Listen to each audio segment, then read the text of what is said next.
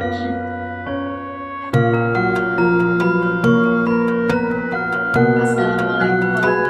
warahmatullahi wabarakatuh. Perkenalkan, nama saya Eli Liana. Saya dari SD Negeri 142 merupakan putra keempat.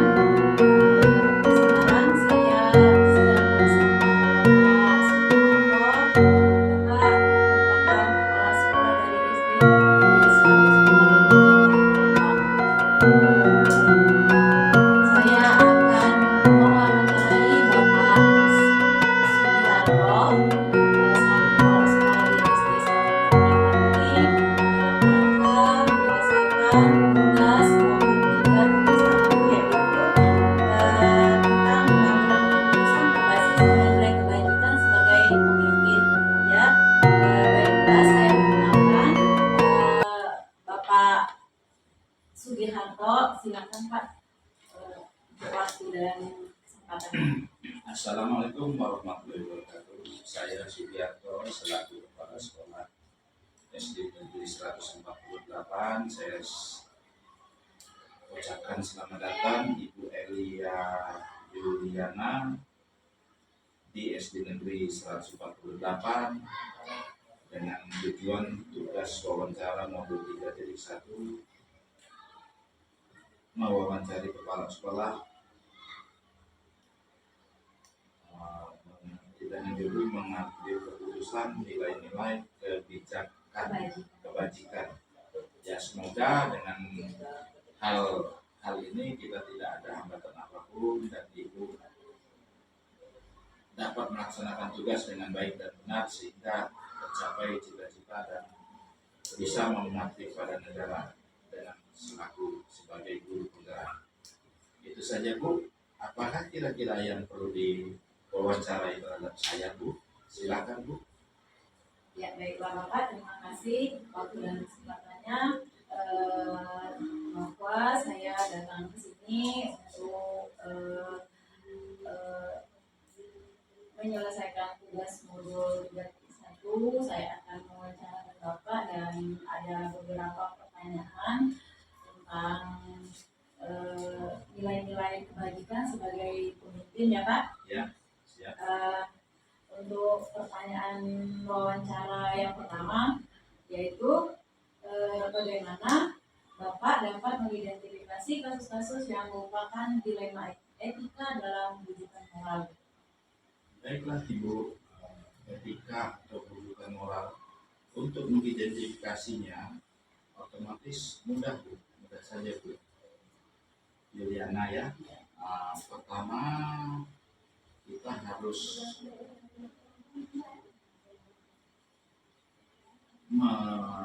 mengobservasi tentang dikatakan kedudukan moral itu. Jika ada dua hal yang satu benar dan yang satu salah, maka menurut hukum, jika duanya benar, maka hal itu dikatakan dengan dilema, yaitu dilema etika. Itu saja Bu. Kalau kedua-duanya tadi merupakan satunya benar dan satunya salah, itu menurut hukum. Kalau masalah dilema itu yaitu kalau kedua-duanya benar, dilema etika. Itu saja Bu ya. Ya. Baiklah Pak, terima kasih. Untuk pertanyaan yang kedua ya Pak, bagaimana Bapak menjalankan pengambilan keputusan di sekolah, terutama untuk kasus-kasus di mana ada dua kepentingan yang sama, benar atau sama-sama mengandung nilai kebajikan. Sebelum mengambil keputusan Bu, sekali lagi kita harus observasi. Tentunya saya mengidentifikasi masalah yang terjadi terlebih dahulu. Kemudian siapa saja pihak yang terlihat, lalu mengumpulkan fakta-fakta yang ada dan seterusnya sehingga mampu mengambil keputusan yang Ibu pertanyakan tadi tepat bagi pihak-pihak yang bermasalah. Ya, seandainya dalam pengambilan keputusan ini tentu saja mengutamakan prinsip-prinsip kekeluargaan dan bermusyawarah mufakat agar tidak terjadi meluas lagi dan tidak ada kekecewaan di antara kedua belah pihak. Itu saja Bu. Ya. Selanjutnya, langkah-langkah atau prosedur seperti apa yang biasa Bapak lakukan selama ini, Pak? Langkah-langkah yang saya ambil adalah dengan memanggil kedua belah pihak. Oh, Tapi tidak kita panggil sekaligus kedua belah pihak, karena kalau kita panggil sekaligus kemungkinan di kedua belah pihak ini langsung saling menjawab dan memilih argumentasi masing. Jadi saya panggil satu persatu, saya tanya langkah masalahnya apa, kemudian saya satu persatu saya panggil lagi langkahnya apa. Kalau kita mengambil langkah kedua-duanya, kita saling bermaafan dengan bersama. itu ya Pak. Ya, baik Bapak. Hal-hal apa saja Pak yang selama ini Bapak anggap efektif dalam pengambilan keputusan pada kasus-kasus dilema etika ini, Pak?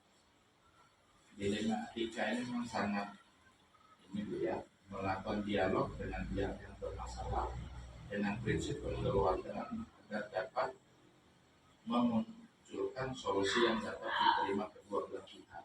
Yang saya bilang tadi itu dengan cara memberikan bimbingan secara komprehensif yang tidak menimbulkan perselisihan lagi dari kedua belah pihak, sehingga benar-benar clear kedua belah pihak, benar-benar yang saya bilang tadi satu persatu, jadi benar-benar clear dan tidak ada masalah lagi, sudah sama-sama merasa puas yang salah ini, merasakan salah yang berat, namun kedua-duanya klop, tidak ada lagi kata salah, kata benar, mereka saling mengerti hal yang ditanyakan.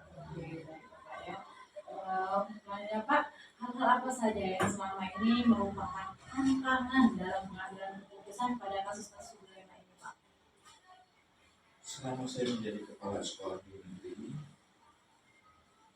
pengambil keputusan adalah sebagai cara mencari solusi yang terbaik bagi semua pihak dengan cara tadi kita panggil, kita selesaikan. Adakah masalah yang besar, kita seminimalkan mungkin supaya masalah tersebut tidak terjadi lebih besar lagi. Jadi habislah masalah itu, selesailah masalah itu. Dengan demikian kita ambil keputusan.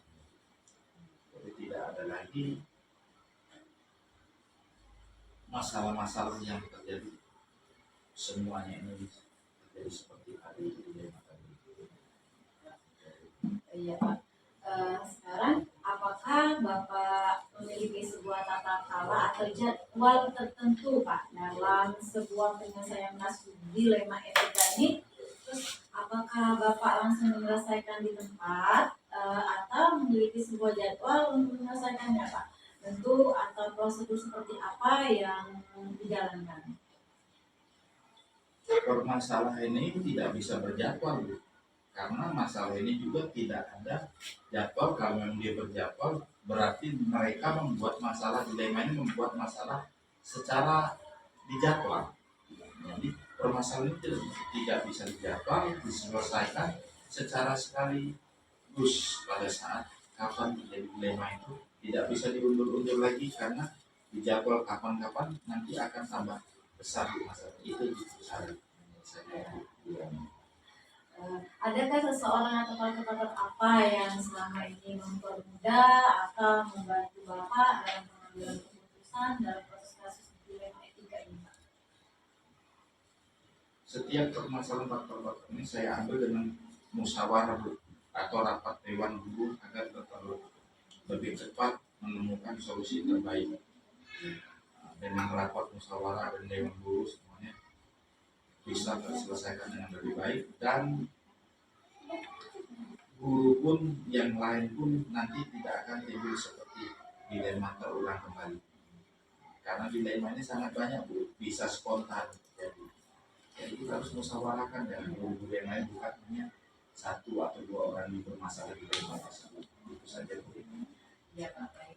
Nah, dari semua hal yang telah disampaikan Bapak tadi, pembelajaran apa yang dapat dipetik dari pengalaman Bapak untuk mengambil keputusan dilema etika ini? sebagai kepala sekolah juga dalam pengambilan keputusan apapun harus berdasarkan kesepakatan bersama yang dihasilkan dari musyawarah mufakat tadi dengan Bapak.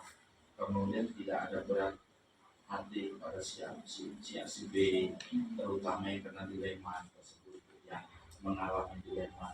Jadi kita mufakat sebagai tim lebih ringan, kita ditentukan karena bekerja sebagai tim lebih ringan dalam menyelesaikan permasalahan dari pada bekerja sendiri-sendiri. Makanya saya adakan rapat untuk menyelesaikan masalah dilema tersebut.